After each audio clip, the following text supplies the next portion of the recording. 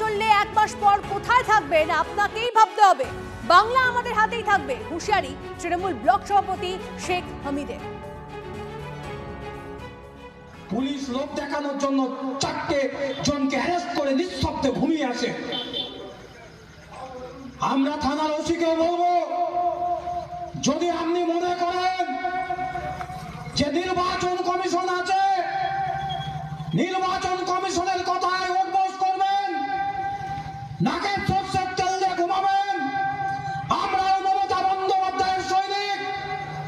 1 মাস পেরোনোর পর এই বাংলা আমাদের হাতে থাকবে, তখন আপনার পোস্টিং কোথায় থাকবে, আপনি কোথায় যাবেন, কোথায় থাকবেন, সেটা কিন্তু আপনাকে ঠিক করে দিতে হবে।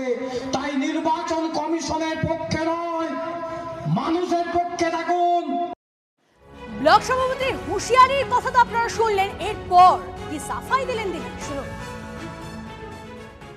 নির্বাচন কমিশনও দেখতে পাচ্ছে না, আর তার পুলিশও তাদের কথায় উঠছে বসছে, আর নির্বাচন কমিশনের কথা মতো, বিজেপির কথা মতো তারা কোনো রকম অ্যাকশন নিচ্ছে না।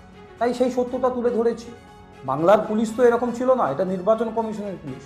বাংলার পুলিশ নিরপেক্ষ ছিল। থ্রেড কালচার চালাচ্ছে তৃণমূল। 1 মাস পর তৃণমূলের ব্লক সভাপতি কোথায় থাকবেন সেটা ঠিক করে নিন, পাল্টা হুঁশিয়ারি বিজেপি। ওই তো পঞ্চায়েত গেছে, ইলেকশন গেছে, পঞ্চায়েত সমিতি ইলেকশন গেছে, জেলা পরিষদ গেছে, কোন বিরোধী দলের কোন লোকটা দাঁড়াতে পেরেছে? বড় বড় কথা বলছেন যে এটা গণতান্ত্রিক পরিবেশ। আগে সেই পরিবেশটাকে ফিরিয়ে আনার চেষ্টা করতে হবে এই বাংলাতে, যেটা নির্বাচন কমিশন করছে। আর তাতেই হামিদবাবুদের খুব অসুবিধে, কারণ 1 মাস পরে, আমি বারে বারে বলছি, 1 মাস পরে উনি কোথায় থাকবেন তার ব্যবস্থাটা করুন। কারণ সাধারণ মানুষ যে হিসেব চাইবে যে এই অত্যাচারে 4 দিন ধরে করে এসেছে।